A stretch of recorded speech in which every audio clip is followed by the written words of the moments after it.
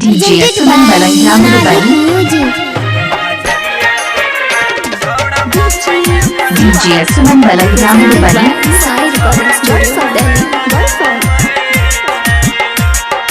DJ सुमन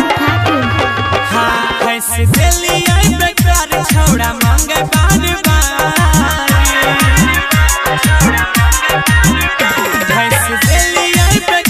छोड़ा मांगे बार कही के जान जान हमारा फसलाबै छै 2000 देखाबै छै छोड़ा खेत में बोलाबै छै 2000 देखाबै छै छोड़ा मकई में बोलाबै डीजे सुमन मोबाइल नंबर 8882432308 है। डीजे सुमन मलंगिया मधुबनी डीजे सुमन मलंगिया मधुबनी कहै छै हमरा पास देखै में लागै छी झकास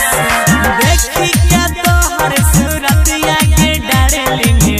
होय नै छै बरदास देखी के तोहर सूरतिया के डार्लिंग होय नै छै बरदास चलै की छै ओकरा मन में नै बताबै छै 2000 देखाबै छै छोड़ा खेत में बोलाबै छै 2000 देखाबै छै छोड़ा धान में बोलाबै छै डीजे सुमन मोबाइल नंबर 8882432308 है।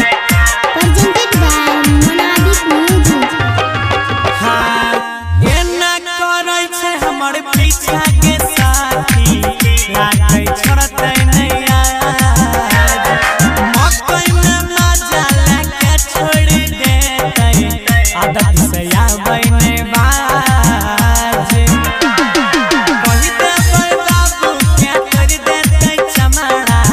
जनतै गौआ समाज गौरव भीम हन्नी सन्नी के नै बुझाबै छै 2000 देखाबै छै छोड़ा खेत में बोलाबै छै 2000 देखाबै डीजे सुमन मलंगिया मधुबनी डीजे सुमन मोबाइल नंबर 8882432308 है।